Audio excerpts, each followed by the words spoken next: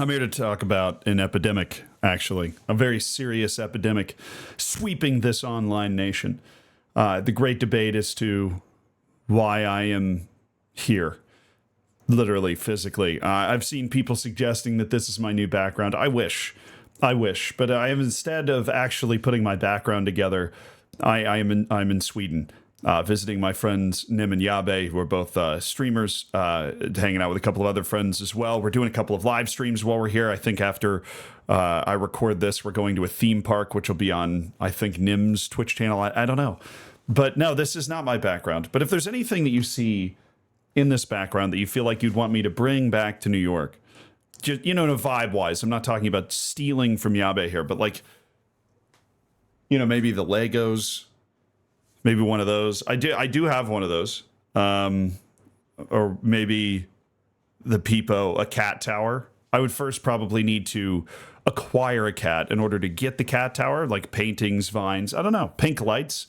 Quite frankly, I think I do kind of fit the e-girl vibe. I think this is something I could kind of roll with. But this isn't the only epidemic, me blending in with the e-girl vibe and finally becoming a professional streamer. No, we're talking about an epidemic of stats today, because I saw a tweet that just so perfectly illustrates the issue that so much of football Twitter has with stats, and that they don't really know how to apply stats in a way that kind of makes sense, right? Because the point of stats is to attempt to numerically represent how good somebody is, maybe in a particular discipline, maybe overall.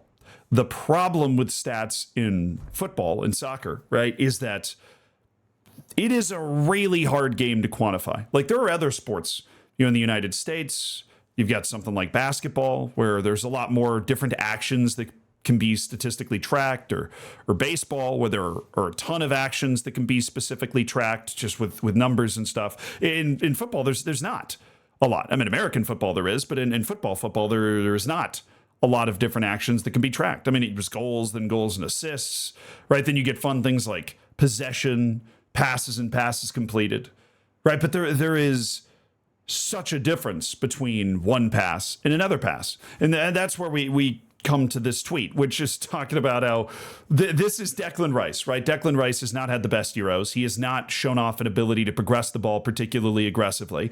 I happen to believe that Gareth Southgate's playing a pretty significant role in that the way he's set up his team with England is basically designed to strangulate the game as if he is, you know, some sort of Burmese python. And like, if you just strangle the game enough, eventually it's, you know, going to turn into dinner or something. I have no idea. But here's the play from Declan Rice. And he basically never has the ball completely under control here, flips it towards Phil Foden. And Phil Foden's not necessarily able to do anything with this particular pass. But as this person points out, this is a Foden dispossession and a Rice completed pass on the stat sheet, by the way. So if you're looking at this play, right, and you're trying to come up with the numbers that people have been obsessed about over, like, Tony Cruz. Like, how many times do you look at Twitter and it's just Tony Cruz's passing percentage?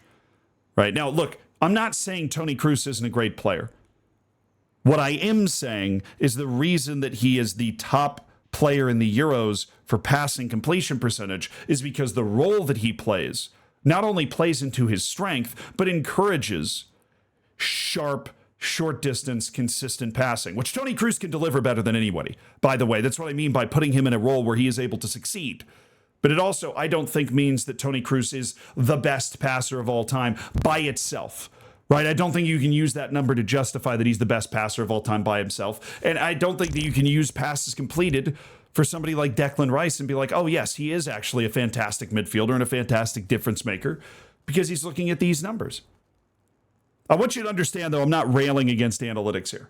I think that there are analytics that are going to be able to help quantify and predict the game moving forward. They're just years away, or they exist, but they exist in these very small pockets that only seem to pop up in athletic articles and in different posts by Opta analysts where they're breaking down aggressive passing angles and the dribbles per 90 and progressions into the attacking third, right? And they're trying to reduce different actions in the game into one number.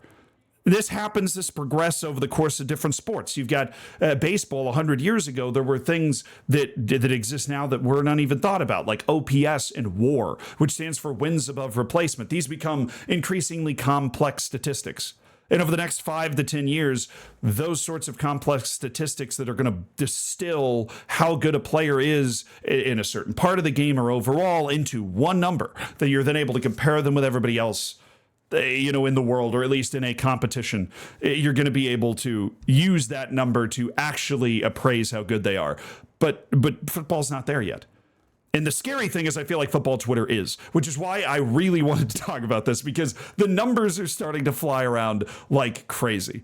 Right. But if you are throwing around numbers, you at least need to have people that are knowledgeable about this stuff understand that those numbers are telling you something. Right, we've got numbers like big chances created. I mean, the line delineating what exactly a big chance is kind of crazy, but then also the whole big chances created thing is really dependent on the role that the player is being played in the first place, like as to whether they're being encouraged to seek that moment out or not. There's things like dribbles per 90, but then of course when you're calculating what an actual dribble is, so that you can then calculate it by per 90, right? Is the dribble actually helping your team win, or are you just doing like some sort of classic, maybe a Ronaldo move where you just beat the guy and then nothing happens afterwards, right? And you just happen to beat the guy, but it's not a progressive play at all. Even things like, duels won and whatever, there seems to be a very wild and different definition when it comes to that statistic, and based off of the way that a match is being played out, or the level of commitment that's being thrown into the duels that you happen to be being engaged in, that number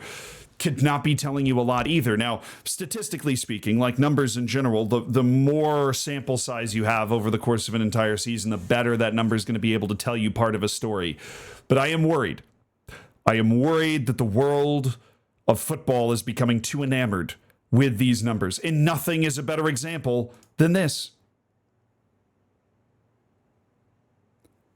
Because that right there, friends, is a bad play by Declan Rice, not Phil Foden. I think advanced analytics, if you are in a recruitment department, whether it be Leicester or whether it be Brighton, using those advanced analytics gives you a gigantic advantage when it comes to calculating which player is going to be good, projecting which player is going to be good. So I'm not an anti-numbers person.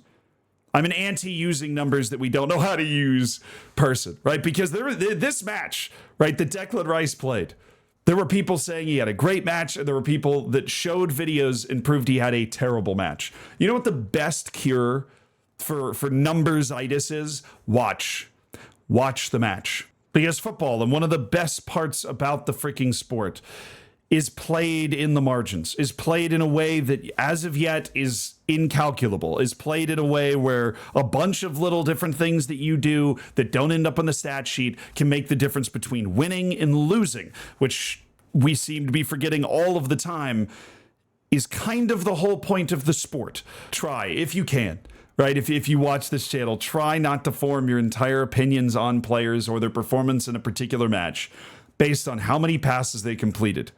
Right, and actually, just do me a favor. Watch the extended highlights, and I'm not saying watch the full 90 minutes, but if you really are about to drop that hate tweet, or if you're about to start worshiping a player, watch the extended highlights. Not the highlight tape, not the mixtape some dude made and posted on Twitter.